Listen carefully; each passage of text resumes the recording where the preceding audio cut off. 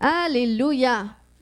Donc, ce matin, un adversaire que je veux adresser, comment est-ce que le Seigneur veut nous délivrer, c'est comparable à un certain peuple qu'on mentionne dans la parole de Dieu qu'on appelle les Madianites. Et le titre de mon message, c'est « Briser l'assignation des Madianites ». On va voir c'est quoi ce peuple-là et comment est-ce que ça nous concerne aujourd'hui en 2025.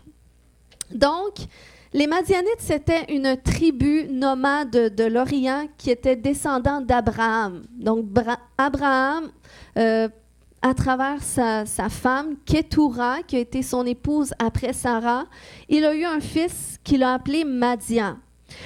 Et plus tard, le peuple des Madianites ont fait partie des ennemis les plus farouches d'Israël. Okay? Puis vous savez qu'on représente le peuple d'Israël aujourd'hui. On fait partie du peuple d'Israël par la foi, parce que Dieu, c'est là qui a amené le Sauveur, puis on devient participant du peuple d'Israël, de ce peuple que Dieu s'est choisi, qu'il a mis à part, puis auquel il a rattaché toutes ces promesses qu'on retrouve dans la parole. Donc, ça faisait partie des ennemis les plus farouches d'Israël, et leur nom, Madian ou Madianite, ça signifie lutte ou dispute. Donc, on voit quelques histoires impliquant les Madianites dans la parole de Dieu, notamment au temps de Moïse, et on voit aussi une histoire qu'on entend quand même souvent, et c'est au temps de Gédéon. Puis je vais commencer dans cette histoire ce matin de Juges 6, au verset 1 à 6, ça nous dit « Les Israélites firent de nouveau ce que l'Éternel considère comme mal, de sorte que l'Éternel les livra au pouvoir des Madianites pendant 7 ans. L'oppression des Madianites fut si dure que les Israélites s'aménagèrent des abris dans les cavernes, les grottes et les endroits escarpés des montagnes. Chaque fois que les Israélites avaient ensemencé leurs champs, les Madianites venaient les attaquer avec les Amalécites et d'autres tribus nomades de l'Orient. Ils établissaient leur campement dans le pays et détruisaient les récoltes jusqu'aux abords de Gaza. Ils ne laissaient aux Israélites ni vivres, ni moutons, ni bœufs, ni ânes. Donc, vous voyez là comment extrême c'était. En effet, ils arrivaient en grand nombre comme des sauterelles avec leurs troupeaux et leurs tentes. Eux et leurs chameaux étaient innombrables et ils envahissaient le pays pour le ravager. Les Israélites furent réduits à une grande misère par les Madianites et ils implorèrent l'Éternel. Donc, à travers ce passage-là, ça nous décrit le pouvoir et l'oppression que les Madianites exerçaient envers le peuple d'Israël. Puis on s'entend que le peuple d'Israël, à cette époque-là, comme ça nous le décrit, eh bien, il n'y avait plus de qualité de vie.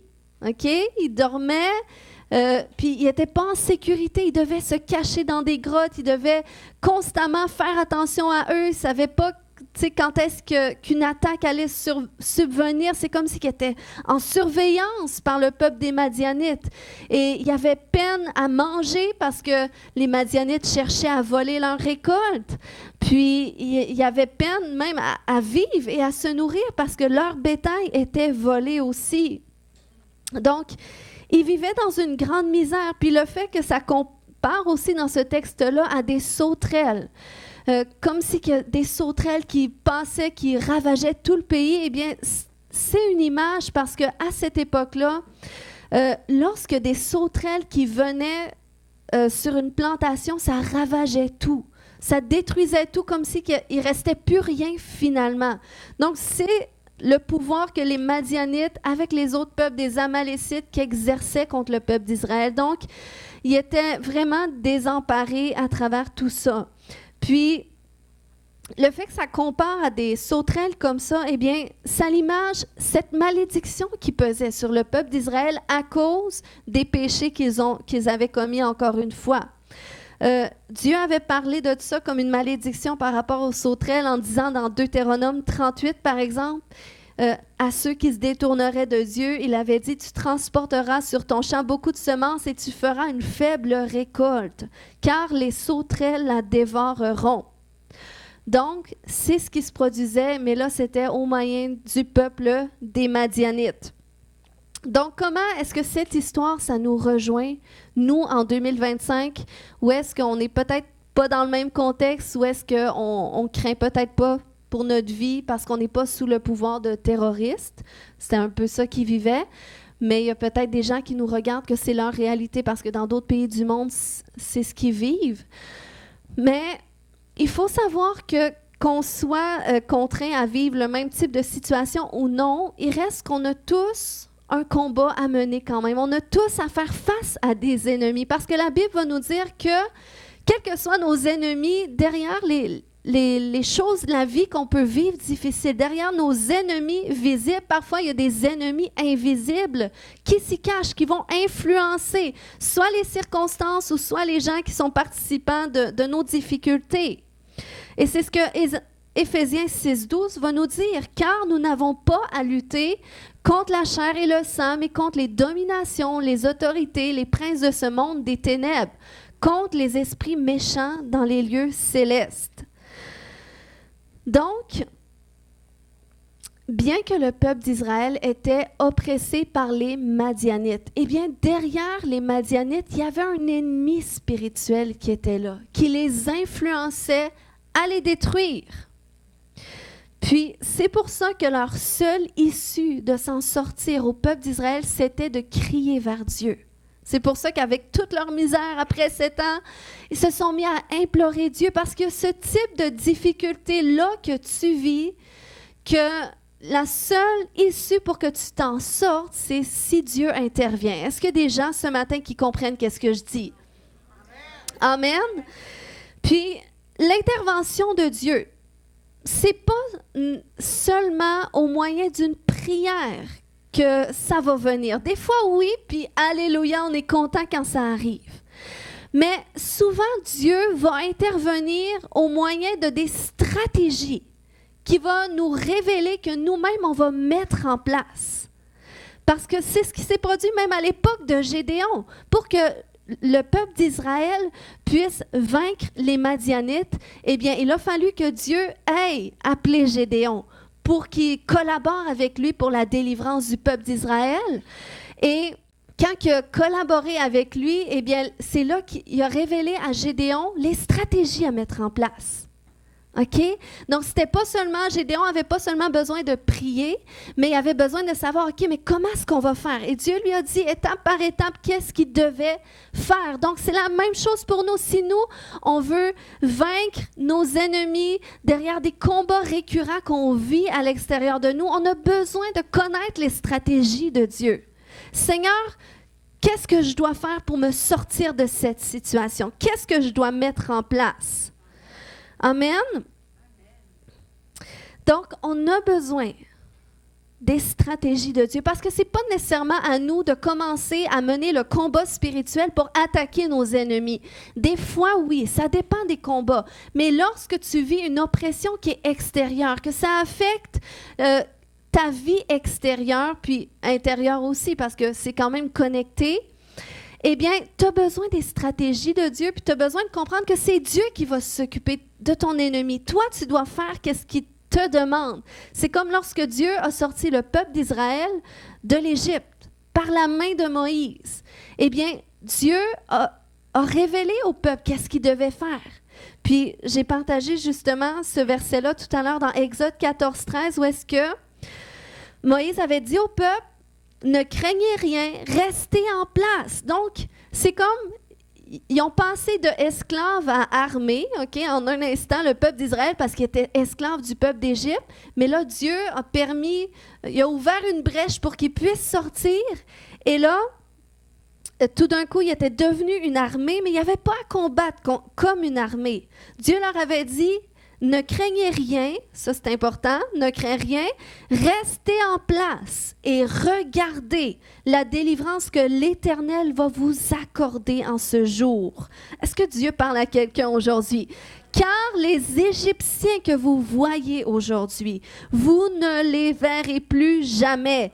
L'Éternel combattra pour vous. Dis combattra pour moi. Et vous gardez le silence. Donc, quel que soit ton combat récurrent, c'est le Seigneur qui va régler le cas à tes ennemis. toi, cherche à entendre et à suivre ses instructions. Et là, c'est là que même dans ce même passage, là, Dieu dit par la bouche de Moïse, il dit finalement, parle aux enfants d'Israël et qu'ils marchent. Donc, tout à l'heure, ils devaient rester en place, regarder la délivrance, mais là, après ça, OK, mettez-vous en marche maintenant. Et c'est là que Dieu a dit à Moïse, tu vas lever ton bâton et là, je vais séparer les eaux, vous allez passer à sec. Donc, vous voyez, il y a toute une stratégie, des instructions de Dieu et c'est complètement absurde. OK? Qu'est-ce que Dieu fait? Dans le sens que Moïse n'aurait pas pu penser à cette stratégie-là humainement. Je vais lever mon bâton et les eaux vont s'ouvrir. On s'entend qu'il n'y a que Dieu qui peut donner ce type d'instruction-là. Mais c'est la même chose pour nos circonstances. Des fois, on vit des choses, on ne sait plus comment mener les combats, on a tout essayé. Mais est-ce que tu t'es assis pour demander à Dieu maintenant qu'est-ce que tu dois faire? C'est quoi la prochaine étape? Comment est-ce que tu dois faire face à cela? Amen? Donc, on voit que les combats qui ont réussi à travers les histoires de l'Ancien Testament, OK, sont les combats que le Seigneur a menés. Êtes-vous d'accord? Si on réfléchit là, et c'est les combats que le Seigneur a menés en collaboration avec ceux qu'il a appelés. OK? Donc, ce n'est pas Dieu tout seul qui est descendu de son trône qui a tout fait. Dieu a toujours appelé un homme, une femme, et il vous appelle aussi. Vous êtes appelés à mener les combats pour vos familles. Vous êtes appelés à sortir votre famille de l'Égypte et de l'amener dans la terre promise, OK? Donc, Dieu veut se servir de vous. Et on voit tellement d'histoires avec Moïse, par exemple, comment est-ce qu'il se confie en Dieu dans ses instructions, puis il a réussi. Josué, Déborah, David, donc c'est tous des gens qui ont cherché le cœur de Dieu à toutes les fois qu'il y avait des ennemis à combattre. Et Dieu donnait ses stratégies. OK? Donc Dieu n'opère pas seul, il opère en collaboration avec nous sur la terre.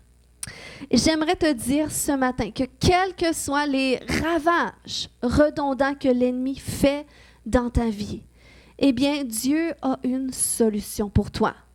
Dieu a des stratégies pour que tu les vainques. OK?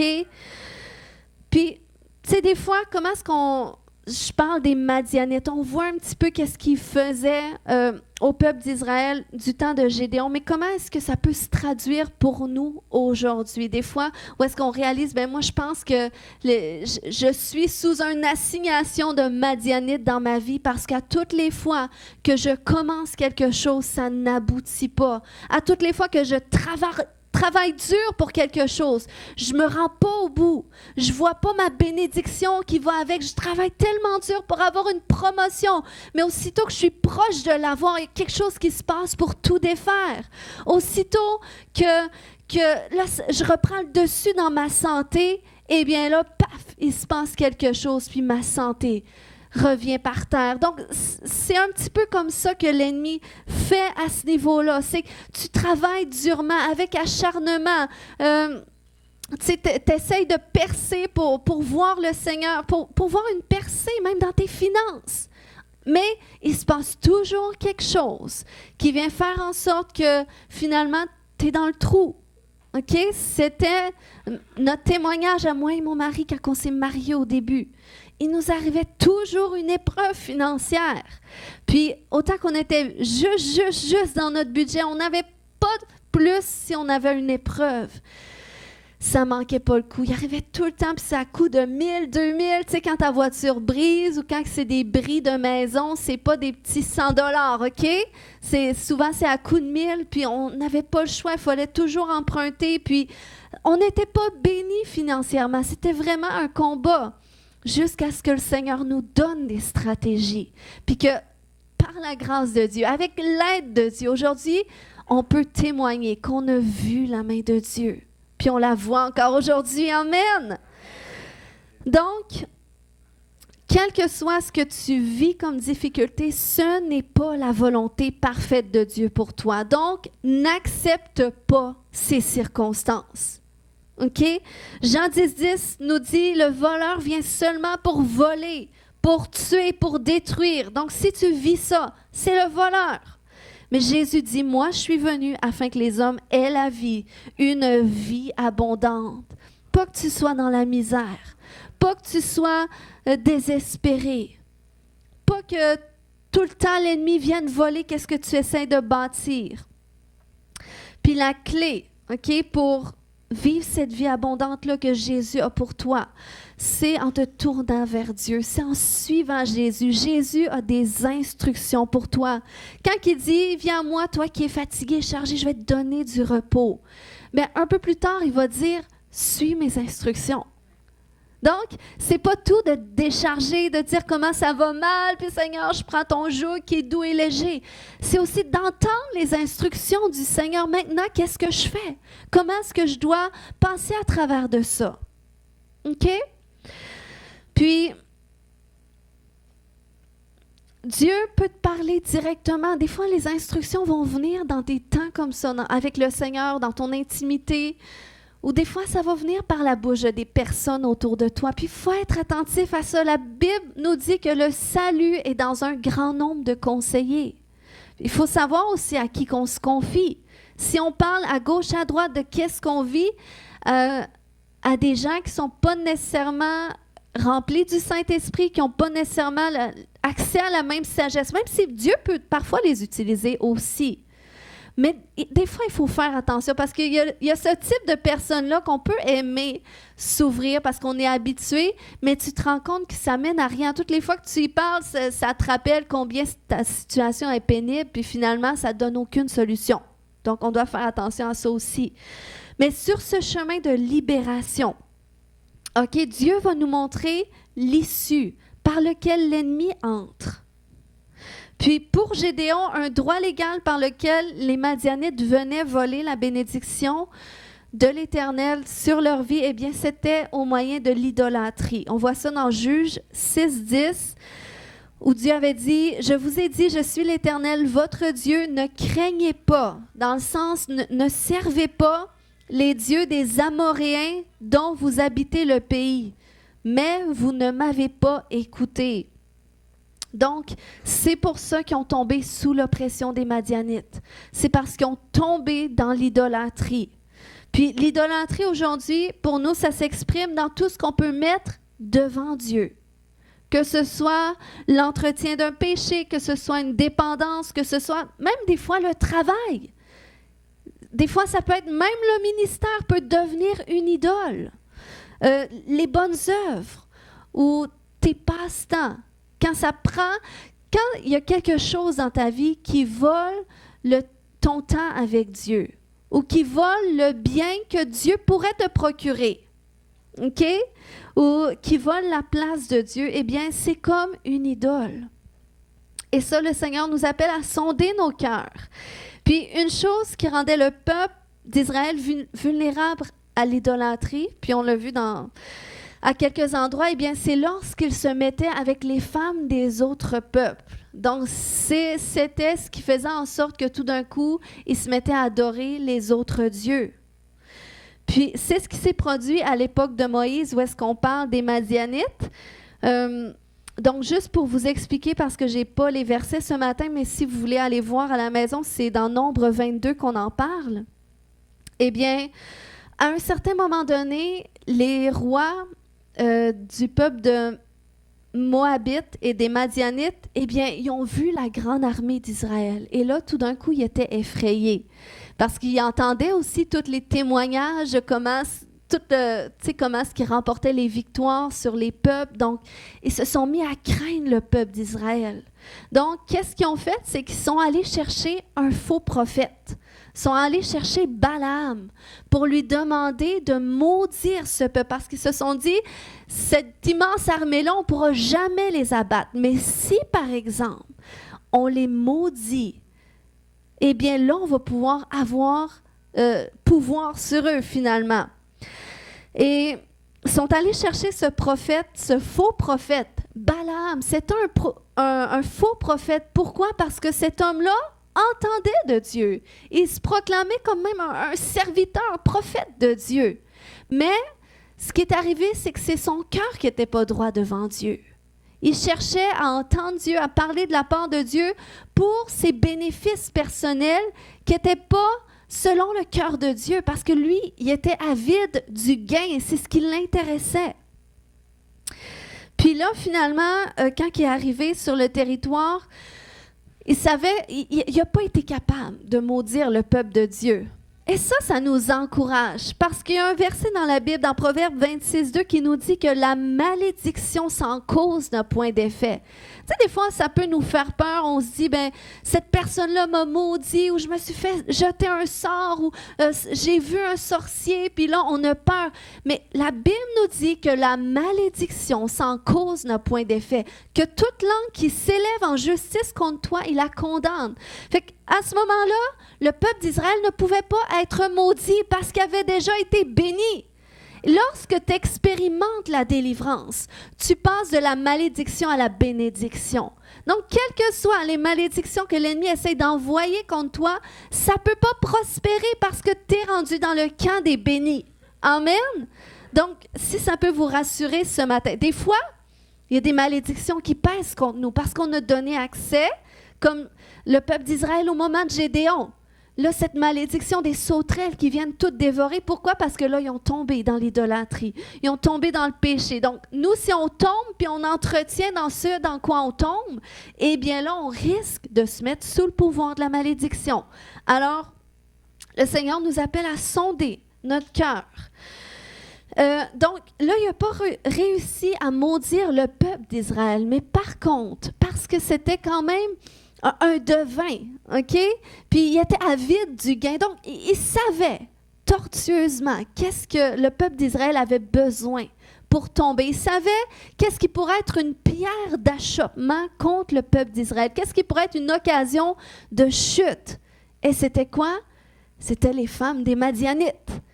Donc, c'est comme ça qu'il a conseillé les Moabites et les Madianites, il les a conseillés à envoyer des femmes vers eux. Et là, tranquillement, c'est comme ça qu'ils ont réussi à séduire leur cœur vers la perte. Mais là, Dieu, OK, dans la fin de l'histoire, il est intervenu. Mais c'est juste pour montrer comment est-ce que l'ennemi, si l'ennemi ne peut pas nous maudire, il va chercher à trouver un point faible dans notre vie.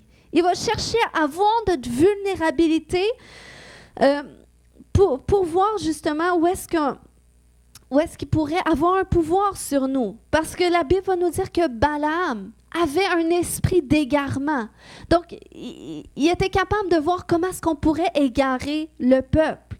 Donc, c'est ce qu'on voit dans Apocalypse 2,14 ce matin. Je ne le lirai pas, mais c'est ce qui nous parle. Que des fois, il y a ce type de personne-là même qui va s'introduire dans les églises ou qui va s'introduire dans notre vie pour nous ouvrir une opportunité qui semble être la volonté de Dieu, qui semble s'aligner avec Dieu, mais finalement, c'est une occasion de chute pour nous si on emprunte ce chemin-là. Donc, c'est pour ça qu'on doit faire très attention. Puis, lorsqu'on regarde la signification de Balaam, dans l'hébreu, ça signifie qui avale ou qui détruit le temple. Donc, ça, c'est un ennemi spirituel à laquelle on doit faire face. Puis c'était un ennemi avec lequel les Madianites ont travaillé pour faire tomber le peuple. Puis finalement, ça nous montre, c'est ce que le diable veut faire dans notre vie. OK? S'il ne peut pas nous maudire, il va chercher à trouver notre point faible. Puis notre point faible, ça peut être un péché qu'on entretient. Ou ça peut être même une offense qu'on n'a pas réglée. Ou ça peut être un traumatisme qu'on n'a pas traité. L'ennemi va s'en servir comme un point faible pour nous égarer, pour nous amener en dehors de la volonté de Dieu. Et là, on va se retrouver sous le joug des malédictions, de l'échec, sous le joug de choses négatives qui perpétuent dans notre vie pour nous détruire. Donc, ce matin, OK, j'aimerais pas que ça vous stresse, mais que ça suscite votre attention, de dire OK, je veux prendre garde. Comme la Bible me dit de prendre garde à mes voies pour que mes voies soient réglées. Parce que des fois, les combats à l'extérieur que je peux vivre, ils peuvent avoir une connexion qui est à l'intérieur de moi. Donc, je veux prendre garde, je veux sonder mon cœur. Je veux que Dieu m'aide à sonder mon cœur parce que je veux voir la victoire autour de moi. Dieu veut faire de nous des témoignages, pas juste des gens qui vont témoigner la bonne nouvelle de Jésus, mais des gens qui parlent leur vie. Leur vie va parler la bénédiction de l'Éternel. C'est ce que Dieu veut faire. Amen. Dieu est vraiment merveilleux. Puis, quand je regarde ma vie passée, depuis que je suis née jusqu'au moment que j'ai rencontré le Seigneur, puis jusqu'à aujourd'hui, comment est-ce que j'ai vu la main de Dieu sur ma vie à travers la transformation qu'il a faite? Je vous dis, je pense encore à ça aujourd'hui et ça m'émerveille tellement parce que je vois comment Dieu peut prendre des gens qui sont déformés par la vie, puis il peut les remodeler pour leur donner l'image selon laquelle, l'image originelle qu'il avait prévue pour eux. Puis c'est vraiment qu'est-ce que Dieu a fait avec ma vie parce que j'ai jamais fait de crime ou j'ai jamais été en prison comme d'autres témoignages, mais par exemple, j'étais vraiment emprisonnée à l'intérieur de moi, à différents endroits. Puis, qu'est-ce qui est beau? C'est que malgré ces prisons intérieures dans lesquelles j'étais, eh bien, ça n'a jamais été un frein pour Dieu de m'appeler à lui, de m'appeler près de lui, puis de vouloir faire de moi un instrument entre ses mains. Dieu est venu me chercher alors que j'étais dans la boue. J'étais dans la boue, mais il a voulu quand même me tendre la main, puis très rapidement, il m'a révélé ça à quoi j'étais appelée. Et pourtant, j'étais pas encore délivrée de tous mes péchés. J'étais pas encore délivrée de tous les démons qui avaient une influence sur ma vie. J'étais pas encore guérie de tous les traumatismes que j'avais vécus ou les blessures qui étaient attachées à moi.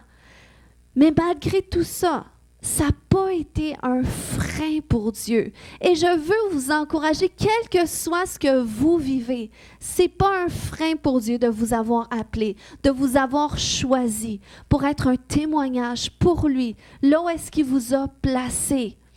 Amen.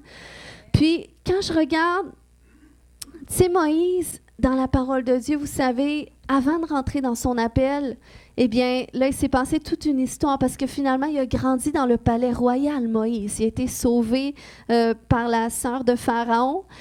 Puis, à un moment donné, il a voulu faire justice à quelqu'un de son peuple. Il s'en est mal pris. Donc, finalement, il s'est sauvé au désert. Et savez-vous où est-ce qu'il s'est sauvé? Il s'est sauvé sur la terre de Madian. Dans cette terre désolée, stérile, les chercheurs vont nous dire. Et c'est là qu'il a été pendant 40 ans, jusqu'à temps qu'il vive cette expérience avec le buisson ardent.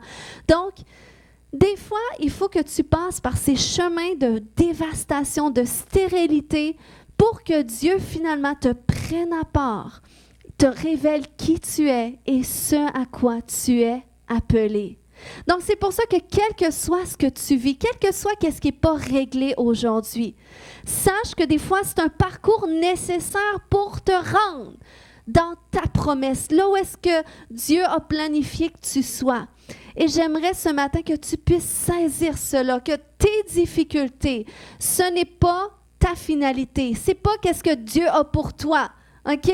Dieu a plus pour toi. Il veut que tu passes à travers avec lui selon ses stratégies et qu'à travers ce cheminement, tu saisisses vraiment qui il est.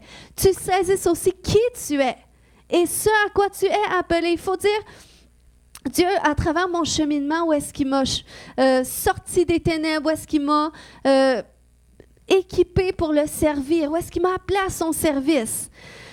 Je vous dis, il y a des choses pendant des années que j'ai crié à Dieu qu'il fasse pour moi. Puis, OK, si Dieu, OK, je reviens un petit peu à mon partage de tantôt, si tout ce que je vivais, OK, parce que je n'étais pas délivrée de toutes mes prisons. Quand Dieu m'a dit, tu vas ouvrir une église dans une maison. Quand Dieu a dit, tu vas témoigner de moi, tu vas prier pour les malades. Je n'étais pas délivrée complètement parce que c'est un cheminement où est-ce que je devais aussi prendre conscience de ces choses-là. Puis, je n'avais pas nécessairement les outils que je peux offrir aujourd'hui par mon propre témoignage, puis par les apprentissages que j'ai faits aussi. Puis, si ça n'a jamais été un frein pour Dieu, parce que des fois, là, tu regardes ta vie et tu te dis, je ne sais même pas comment je pourrais témoigner si, je vis avec mon sac de poubelle. Des fois, il y en a que c'est aussi intense.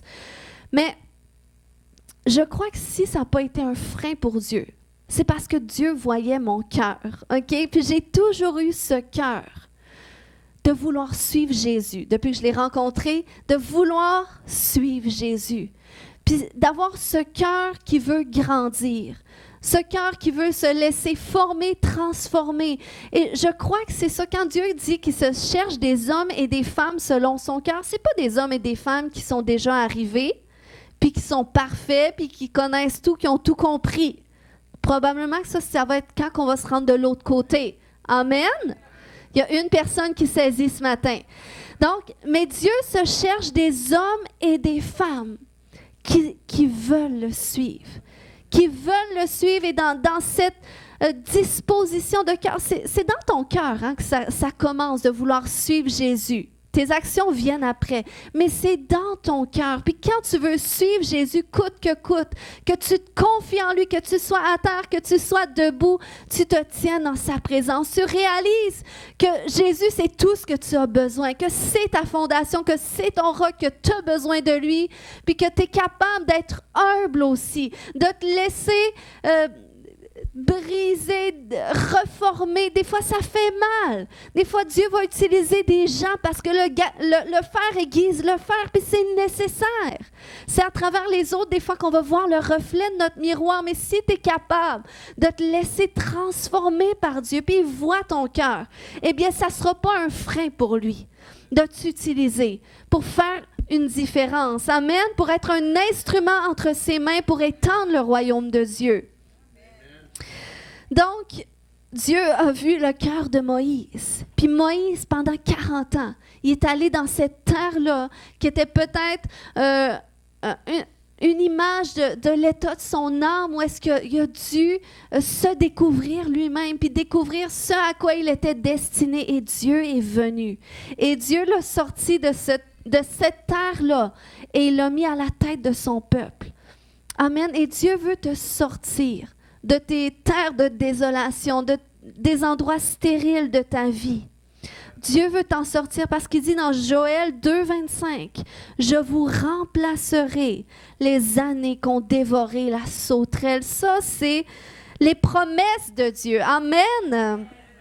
Proverbe 6, 30, 31 nous dit, on ne tient pas pour innocent le voleur qui dérobe pour satisfaire son appétit. Okay? Quand il a faim, Balaam, ça veut dire aval.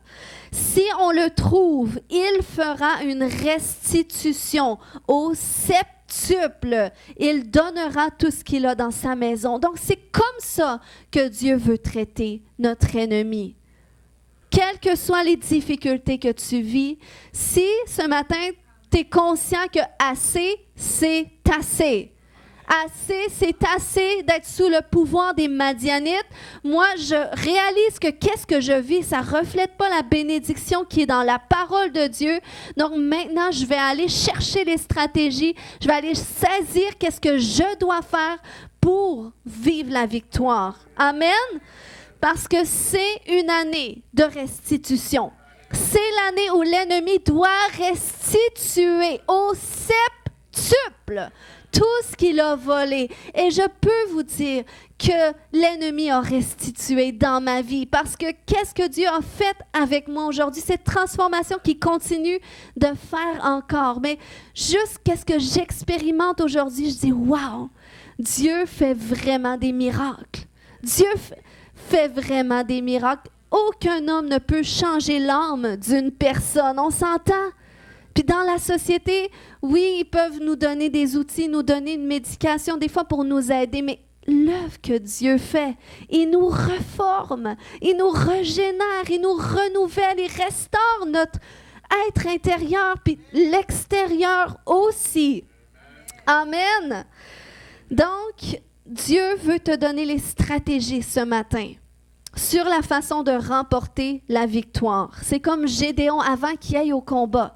Dieu lui a dit, tu vas aller d'abord renverser l'autel de Baal et tu vas aller ériger un autel pour moi. Donc, il y avait quelque chose à faire. Donc, je veux te mettre au défi cette année de faire face à tout ce qui peut ressembler à une idole dans ta vie. Que l'accusateur se sert contre toi pour laisser les sauterelles dévorer tes bénédictions. Ouvre ton cœur à ce que Dieu t'aide à traiter ces choses. Et va aussi plaider ta cause. OK? La Bible nous dit dans Ésaïe 43:16, c'est Dieu qui parle. Il dit, réveille ma mémoire. Plaidons ensemble. Parle toi-même pour te justifier. Je vous ai fait une petite feuille, OK? Parce que j'ai fait ça peut-être pour les gens qui sont visuels. C'est un devoir que je vous invite à faire. C'est pas une formule, OK? C'est pas une méthode. La religion aime les méthodes, les formules. Nous, on sert un Dieu de relation. Ça, c'est juste un exemple de comment est-ce que je peux prier pour mes situations dans lesquelles je veux que Dieu intervienne. Donc, on va vous passer les feuilles, puis on va voir à travers qu'est-ce que ça consiste. Mais c'est juste pour vous montrer de quelle façon que j'ai prié pour vivre des percées dans ma vie, pour que ma famille soit sauvée, pour que mon frère Nathaël, qui est rendu pasteur aujourd'hui, soit sauvé. C'est des façons qu'on a prié. Et j'ai eu à cœur de les mettre sur papier. Peut-être, vous allez dire, ben moi, c'est pas tout à fait comme ça. C'est correct. Le Seigneur fait les choses de multiples façons. Mais si ça peut vous donner une idée, peut-être ça va vraiment vous parler, ça va vous aider sur votre façon de prier pour vos choses.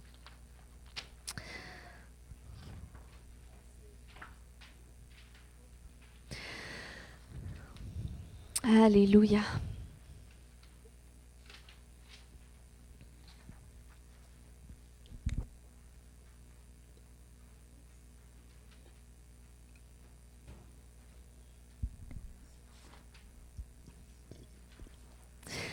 OK. Donc là, ça, c'est pour les situations que tu vis où tu voudrais vivre une intervention divine. Les situations que tu vis, là, c'est où est-ce que tu dis c'est assez. Ça a assez duré, je veux voir Dieu intervenir là-dedans. Là, premièrement, je t'invite à détailler. Si tu es quelqu'un, puis c'est bon de se tenir un journal devant le Seigneur, où est-ce qu'on écrit, que ce soit nos requêtes de prière, que ce soit qu'est-ce que Dieu dépose dans ton cœur, parce qu'on oublie. Que ce soit tes rêves, quand tu rêves la nuit, écris-les aussi.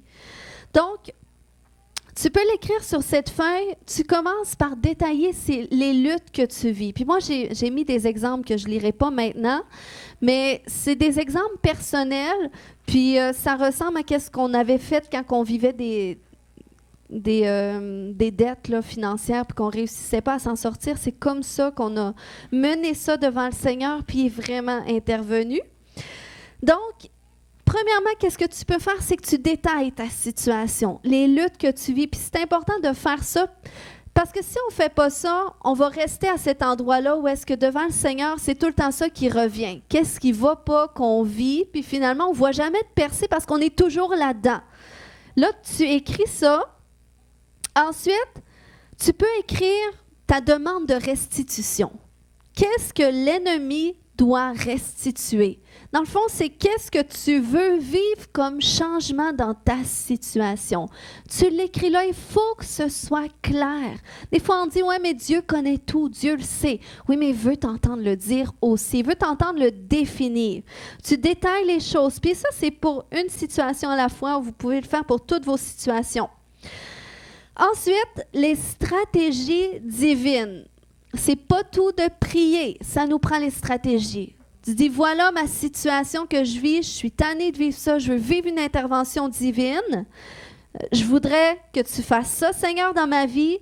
Maintenant, quelle est la part que je dois jouer? Seigneur, donne-moi ta sagesse. Comment est-ce que je dois gérer cette situation-là? Puis Dieu va te donner une stratégie. Puis ensuite, tu dois être à cet endroit d'écrire un nouveau verdict, une déclaration en accord avec qu'est-ce que la parole de Dieu dit sur ta situation. Puis tu formes une déclaration dans tes mots, une déclaration de qu'est-ce que le Seigneur fait, pas de j'aimerais ne plus être endetté. Non, ça tu l'as déjà fait à ta demande de restitution. Moi j'ai écrit je suis exempt de dette. Je n'emprunte plus et je prête à beaucoup de nations. Okay? Ça, c'est des versets. Je l'ai mis d'une façon adaptée à ce que je voulais déclarer. Puis, j'ai rajouté « Je suis une source de bénédiction pour ma famille, mes proches et le royaume de Dieu. » Donc ça, c'était mes décrets. Et ça, je les avais écrits même sur mon frigidaire avec les versets bibliques. Puis ça, là, tu dois plus, quand tu pries, tu déclares ça. Tu déclares ce que Dieu fait, comme si c'était déjà là. C'est ça, vivre par la foi. Puis, parce que la foi, c'est une ferme assurance des choses qu'on espère. Donc, qu'est-ce que tu espères là? Que tu veux vivre? Pas j'espère, non. Je vis cela. Je suis béni. Je suis guéri. Je suis délivré. OK? Puis, tu le dis là. Tu l'écris là, puis c'est quand tu pries, tu reviens là-dessus, tu fais les déclarations, tu pries plus en disant « Oh, je suis tannée de vivre ça ». Bon, ça peut arriver, oui, des moments qu'on s'exprime devant le Seigneur, c'est correct. Mais il faut que tu reviennes à par la foi. Tu déclares par la foi qu'est-ce que Dieu fait. Puis tu mets en application aussi ses stratégies. Ça, c'est important parce que Jésus dit que l'homme qui a bâti sa maison sur le roc, c'est pas seulement l'homme qui va écouter sa parole, mais c'est celui qui va aussi la mettre en application. Donc, tu dois entendre qu'est-ce que Dieu dit et tu dois le mettre en application. Tu dois lire la parole de Dieu, tu dois venir à l'église le dimanche, écouter, puis après ça, voir qu'est-ce que je dois faire avec ce message. Et là, moi, c'est le devoir que je vous donne, c'est d'amener ça devant le Seigneur. Amen. Pour que ceux pour qui on prie pour des besoins continuels, bientôt, ça va être vous qui allez prier pour les nouveaux qui vont rentrer avec leurs besoins continuels, OK? On veut vivre des percées cette année. On veut que l'ennemi restitue et que là, ce soit un témoignage parce que ça a assez duré. Amen? Alléluia. Donc, ce matin, on va prier en terminant. On va prier en terminant et je crois que Dieu veut agir tout de même ce matin. Je crois que Dieu veut libérer ses stratégies divines ce matin, alors qu'on est réunis ensemble en ce lieu, que Dieu veut ouvrir nos cœurs, qu'il veut parler à nos cœurs.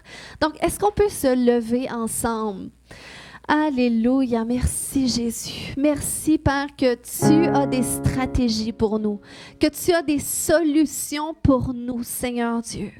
Mais avant, Père, que chaque personne parte, Père, à qui tu vas parler d'une façon personnelle, d'une façon claire, Seigneur, j'aimerais déclarer aujourd'hui que ces ennemis qui nous oppressent, que c'est la dernière fois, Papa, que nous les voyons, ces circonstances oppressantes, ces cercles dans lesquels on se retrouve coincé, on ne les reverra plus jamais.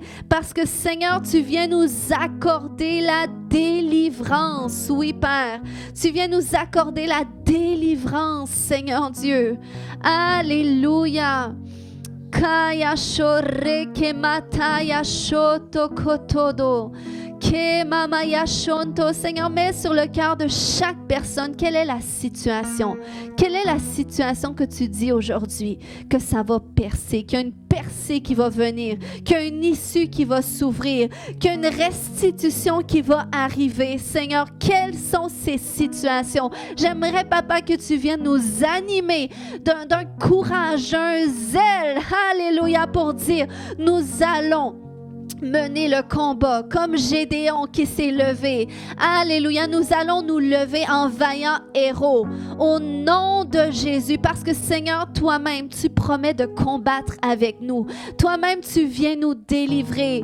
Alléluia, alléluia, alléluia, oui Seigneur Dieu. Là où est-ce que, Papa, là où est-ce que, Seigneur, il peut y avoir des idoles dans notre vie, Père. Là où est-ce que l'ennemi, Seigneur Dieu, il parvient à avoir cette issue dans notre vie, où est-ce qu'on est plus vulnérable, Seigneur, que ce soit une offense qui est là, qui n'est pas traitée, que ce soit des blessures, Seigneur.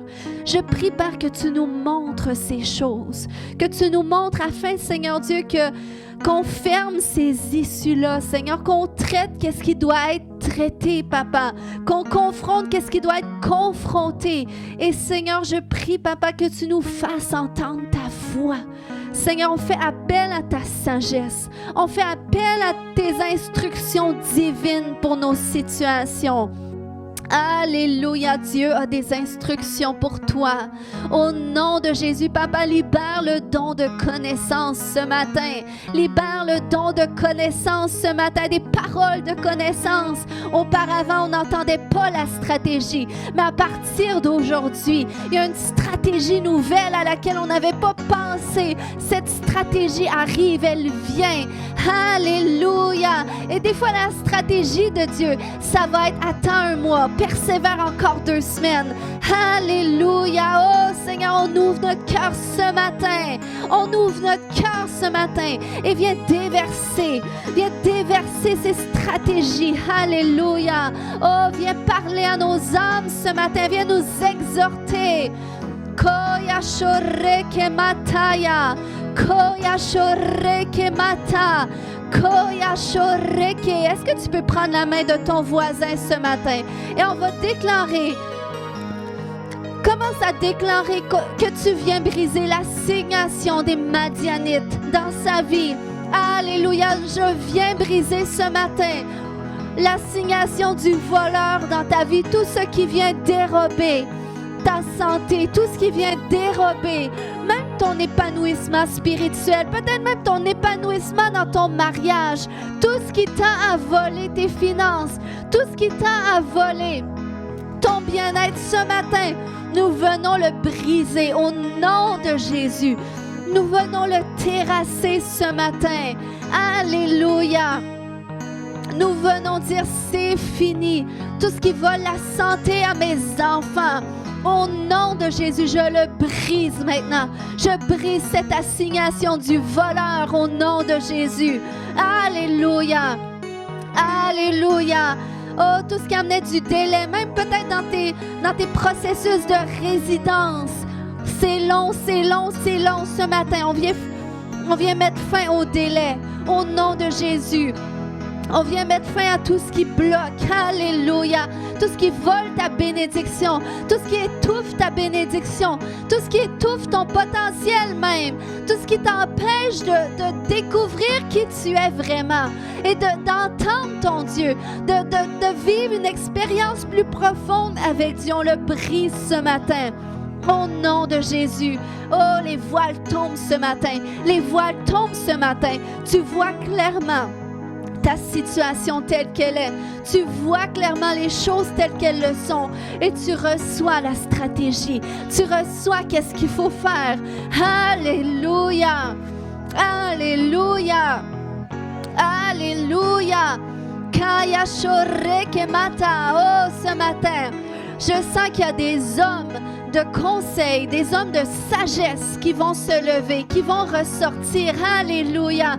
Peut-être pas c'est dans ton foyer si tu n'es pas marié, mais je sens que tu vas être un homme de conseil autour de toi, un homme sage autour de toi. Pourquoi? Parce que tu cherches à entendre les instructions du Seigneur et Dieu veut que d'autres entendent ses instructions, d'autres ont besoin de ses instructions. Au nom de Jésus, tout ce qui t'empêchait d'avoir une promotion, d'aller plus loin dans ton travail, dans le domaine des affaires, je le brise maintenant. Au nom de Jésus, je décrète que tu vas percer, que tu vas avancer et que tu viens saisir ta bénédiction. Tout ce qui volait ta santé, on le brise maintenant dans le nom de Jésus. Et on décrète ce matin que tu es guéri. On décrète que tu es restauré. On décrète que ton âme prospère, que toi aussi tu prospères financièrement. On décrète, alléluia, que tu es restauré, que tu es régénéré, que tes enfants sont sauvés, que ta femme elle est sauvée. Alléluia. Kaya shorekete. Koya shoro komata. Komata. Komata, Komata. Oh, ce matin, positionne-toi comme un Gédéon. Positionne-toi, dis oui, c'est moi qui vais y aller. Alléluia. Je vais y aller avec l'Éternel Dieu, l'éternelle paix. Alléluia, je vais y aller avec la paix de Dieu. Je vais demeurer dans son shalom pour mener ce combat. Parce que c'est lui-même qui combat pour moi. Alléluia. Koya shore makata. Koya shore bata, rebata, rebata, rebata. Oh, ce matin, je libère un courage. Alléluia, je libère une force. Oh, je libère une clarté spirituelle. Korekemaya shoto. Oh, tu vas reprendre possession de ces bénédictions. Tu vas reprendre possession de ces promesses que Dieu a pour toi. Au nom de Jésus, alléluia. Alléluia. Korekemaya shoto. Koya shorekemata. Koya shorebata. Alléluia. Dieu est glorieux. Dieu est glorieux.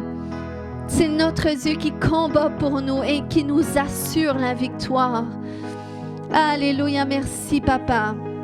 Merci, Papa, que tu nous fais connaître tes instructions. Tu nous fais connaître ta volonté et tu nous amènes à un niveau plus élevé de foi et d'autorité. Au nom de Jésus. Alléluia.